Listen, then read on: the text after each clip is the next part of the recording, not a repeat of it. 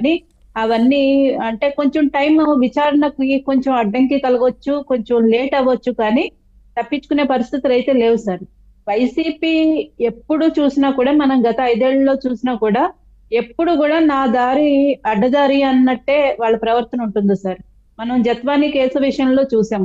చట్టాలన్నిటినీ తొంగలో తొక్కేసి జత్వానీ వాళ్ళ కుటుంబ సభ్యులను కూడా ఎత్తుకొచ్చి గెస్ట్ హౌస్ లో బంధించి వీళ్ళు అసలు ఎలాగైతే వాళ్ళ ఇష్టారాజ్యంగా రాజారెడ్డి రాజ్యాంగంలో కొత్తగా రాజ్యాంగం తోటి వీళ్ళు పోలీసు వ్యవస్థల్ని కొంతమంది అధికారుల్ని గుప్పిట్లో పెట్టుకుని ఏ విధంగా వ్యవహరించారో చూసాం. వాళ్ళ అధికారంలో వీళ్ళు చేసిన ఉన్నప్పుడు కాదు, పనికి అధికారంలో లేకపోయినా ఇప్పుడు కూడా మా రాజ్యాంగమే నడవాలంటున్నారు వాళ్ళు. అందుకే కదా ఇప్పుడు నాకు 40% ఓట్లు వచ్చాయి, నాకు ప్రతిపక్ష హోదా ఇవ్వండి, నేను అసెంబ్లీకి పోతానంటున్నారు ఆయన. అదే సార్, ఏది స్ట్రైట్ ఫార్వర్డ్ ఉండదు, అది అన్ని అడ్డదారే. అంటే నాకు 11 సీట్లు వచ్చినా నాకు ప్రతిపక్ష హోదా కావాలి, రేపొద్దున ప్రతిపక్ష హోదా కావాలన్న వాడు రేపొద్దున నాకు ముఖ్యమంత్రి గారిని పక్కన జరిపి నాకు అదే కుర్చీ ఇవ్వండి అంటారు కదా. నాకు ఇప్పుడు గత 40% అలవాటు ఓట్లు అయిపోయింది. వచ్చాయి, 40% ఓట్లు వచ్చాయి, మీరు 3 సంవత్సరాలు నేను 2 సంవత్సరాలు అంటారు ఆయన. అదే సార్, ఇంకా ఆయనది నడిస్తే ఎలా ఉంటుందంటే గొంతమ్మ కోరికలు. మీరు 11 సీట్లు వచ్చినా 40% మీరు అన్నట్టు 40% ఓట్లు వచ్చినా మరి ఓట్ల శాతం బట్టి మన దాంట్లో మన రాజ్యాంగంలో లేదు కదండి. ఇందాక అంతే కదా. నిన్న పవన్ కళ్యాణ్ గారు చెప్పినట్టు మీరు జపాన్ కి వెళ్ళండి అంటే ఆయన మీద ఇష్టం వచ్చినట్టు కామెంట్లు చేస్తున్నారు. మీరు ప్రతిపక్ష హోదానే కావాలా సార్? ప్రజల తరపున మాట్లాడడానికి ఒక ఎమ్మెల్యేగా మీకు పనికిరాదా? అంటే ఎమ్మెల్యే అంటే మీకు అంత చులకన భావన? మీతో పాటు మిగిలిన గెలిచిన 10 మందిని కూడా ప్రజల ముందు దోషులుగా నిలబడుతున్నారు కదా. రేపు మళ్ళీ ఎలక్షన్స్ వచ్చే ముందు ప్రజలు వాళ్ళని ఏమైనా ప్రశ్నించరా?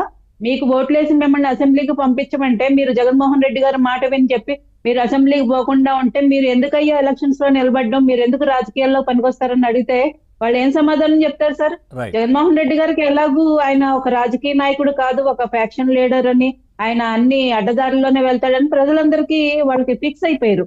పులివెందుల్లో ఆయన ఎలా గెలుస్తున్నారు అన్నది ఇంకా అది ఎవరు మనం మాట్లాడక్కర్లేదు సార్. ఏ విధంగా వాళ్ళు రిగ్గింగ్ చేస్తారో, ఏ విధంగా పిన్నెల్లి రామకృష్ణారెడ్డి పాపం ఈవీఎంలో పాము దూరిందని చెప్పి చూడడానికి వెళ్ళాడు, తీయడానికి వెళ్ళాడు అని చెప్పి కట్టుకథలు చెప్పారు జగన్మోహన్ రెడ్డి గారు. కట్టుకథలు కాదు, ఆయన ఇరికిచ్చాడు అక్కడికి పోయి. జగన్మోహన్ రెడ్డి గారితో పెట్టుకుంటే ఎవరన్నా ఇరుక్కుపోవడమే సార్. జగన్మోహన్ రెడ్డి గారి మాట వింటే ఈ రోజు వల్లభనేని వంశీయే పెద్ద ఉదాహరణ, అక్కడ పిన్నెల్లి రామకృష్ణారెడ్డి ఒక పెద్ద ఉదాహరణ, అటు అవినాష్ రెడ్డిని తప్ప జగన్మోహన్ రెడ్డి వెనకొచ్చి కాపాడింది ఎవరిని లేదు సార్. ఇంకా ఇరికిస్తాడు. ఇప్పుడు జోగి రమేష్ విషయంలో కూడా అవినాష్ రెడ్డిని కూడా ఇరికిచ్చారు కదా అప్పుడు ఆయన. వాళ్ళ బాబాయ్ చనిపోయిన తర్వాత బయటకు వచ్చి మాట్లాడే సమయంలో గొడ్డలి, ఆ తర్వాత గుండెపోటు, ఇవన్నీ కూడా హడావిడి చేసే ప్రయత్నం చేశారు కదా. అంతే సార్, మొదట గుండెపోటు అన్నారు, మళ్ళీ సాయంత్రం కల్లా గొడ్డలు పోటు అన్నారు. అది మళ్ళీ వెళ్ళి ఓకే మేడం, టీడీపీ ఈ టాపిక్ నారాసుర రక్త చరిత్ర అని చెప్పి మళ్ళీ అక్కడ మాట్లాడారు.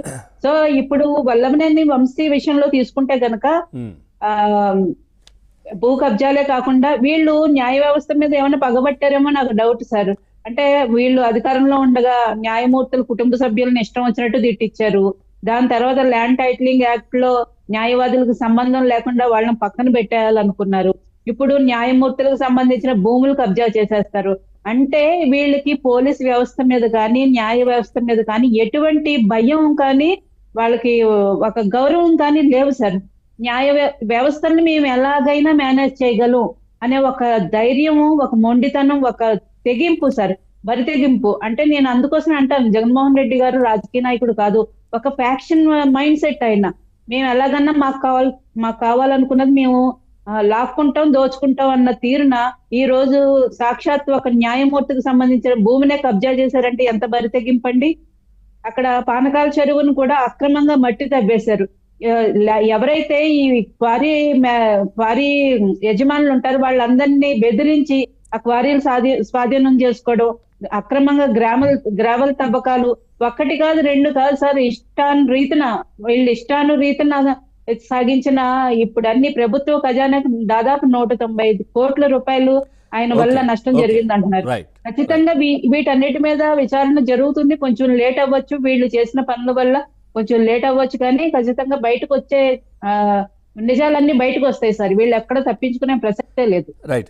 సుబ్బారావు గారు, ఈ న్యాయ వ్యవస్థలు కానీ వీటిని అంటే మనం తక్కువ చేసి తప్పు పట్టడం ఇది కాకపోయినా కానీ బయట చిన్నగా చర్చ అంటే గతంలో చంద్రబాబు నాయుడు గారు రిమాండ్